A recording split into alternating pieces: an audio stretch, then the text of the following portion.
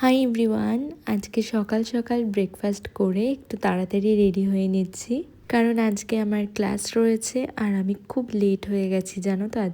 আজকে ক্লাসে আমাদের ফার্স্ট ডেমো ছিল, তো এইদিকে মডেল রেডি হচ্ছে আর দাদা ফার্স্ট দিন আমাদের একটা বৃদ্ধির লুক দেখিয়েছিল ডেমোতে। আজকে ক্লাস অনেক লেট করে শেষ হয়েছে, আমার বাড়ি আসতে আসতে 4:30 তো বেজেই গেছিল।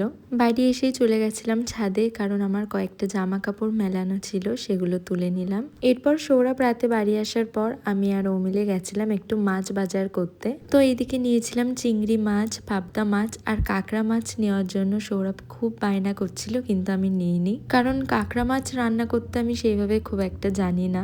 বাজার টাজার করে আমি আর সৌরভ গেছিলাম আমার দিদির বাড়িতে। আর দিদির বাড়িতে গিয়ে তো একটা মজার কাণ্ড।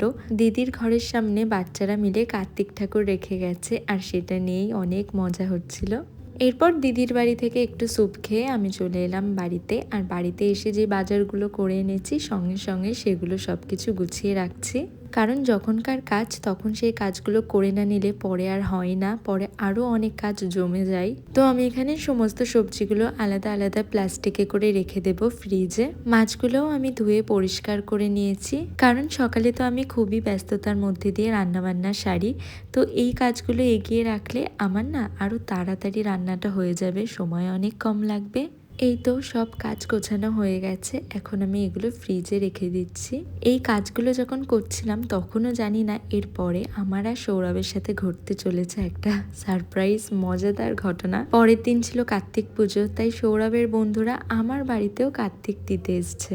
বিয়ের পর এই প্রথম আমার ঘরে কার্তিক এলো। সত্যি বলতে আমার মনে মনে কিন্তু খুবই আনন্দ হচ্ছিল। তো দেখো আমাদের কার্তিক ঠাকুরটা কত কিউট। চলো আজকের জন্য বাই।